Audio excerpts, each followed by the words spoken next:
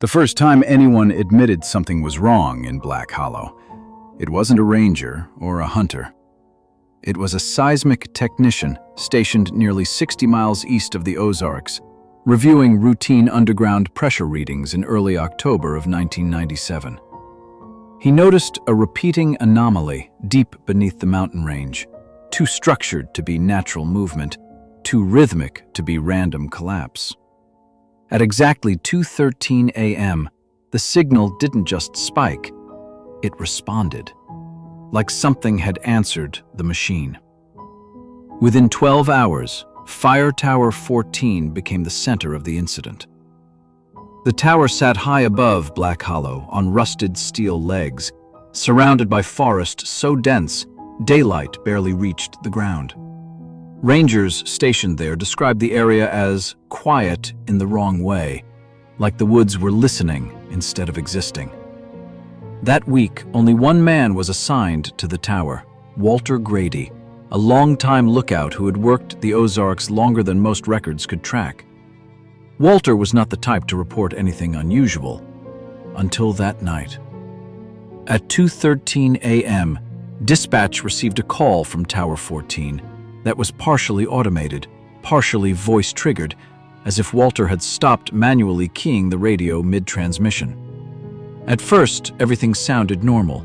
Wind over metal, pages turning. Walter speaking calmly about routine patrol checks. Then he pauses mid-sentence. The silence that follows lasts long enough for dispatch to ask if he is still there. When Walter responds, his voice has changed slightly. Not panicked, just focused, like he is listening to something right outside the window. He reports movement beneath the tower structure. Dispatch assumes wildlife. Walter doesn't correct them. Instead, he says the sound is not random movement. It repeats, always the same pattern. 3 notes, spaced evenly, like someone practicing a signal instead of making noise. Then he adds something that causes dispatch to stop speaking entirely. He says the sound is answering him. The radio operator asks what that means, but Walter doesn't respond immediately. The recording captures him moving across the cabin floor, boots scraping wood, as he approaches the window. When he speaks again, his voice is lower. He says whatever is outside the tower is no longer just beneath it. It is circling, and it is getting closer each time it repeats the whistle. At this point in the recording, interference begins bleeding into the line. Static pulses in time with the 3-note whistle, now clearly audible through the tower's exterior microphone. Dispatch asks Walter to confirm if anyone else is stationed with him. There is a long pause. Then Walter says something that was never fully understood until later. He says the uniform outside the tower looks like his. The transmission cuts out for 17 seconds. When audio returns, Walter is no longer speaking in full sentences. He is responding to something directly outside the cabin window, repeating fragments of words as if mirroring a conversation. Dispatch attempts to initiate emergency protocol, but the system begins failing across multiple channels simultaneously. Operators later reported hearing the same whistle bleeding into unrelated frequency lines.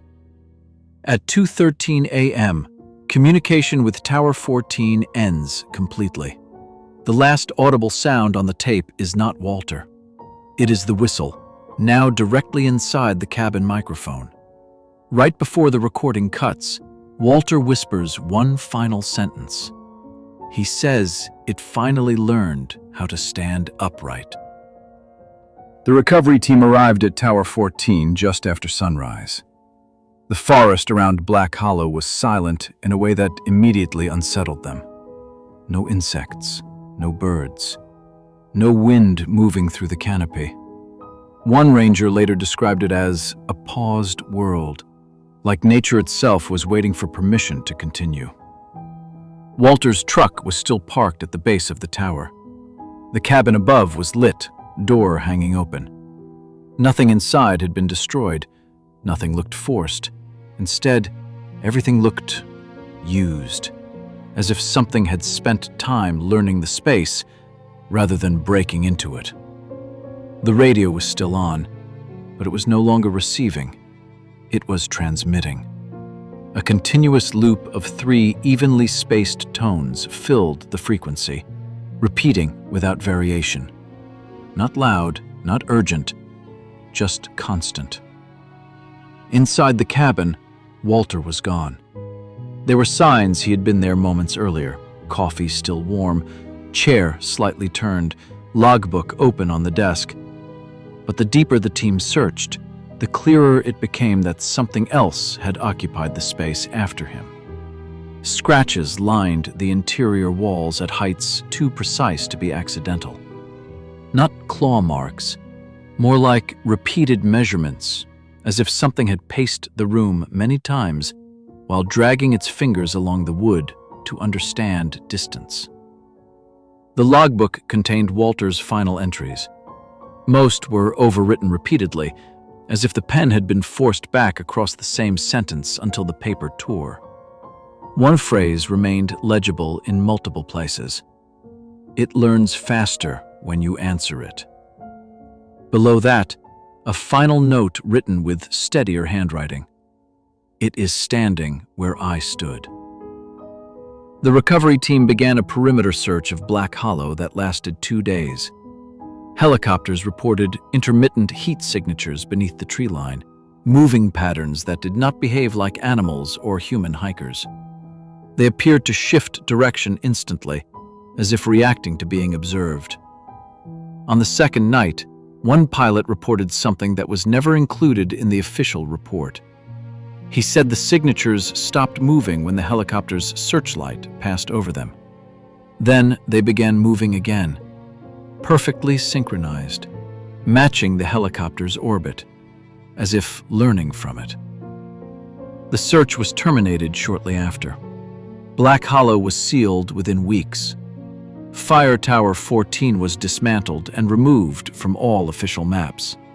But the recordings were never fully erased, because decades later, hikers still report something deep in the Ozark forests when the wind dies completely. A whistle, 3 notes, always the same distance apart. And sometimes, only sometimes, when they answer it by accident, it does not repeat, it responds. This tape was never meant to be found, but now that you've seen it, you're part of it. If anything feels off, don't ignore it. And whatever you do, don't rewind. Subscribe for the next transmission.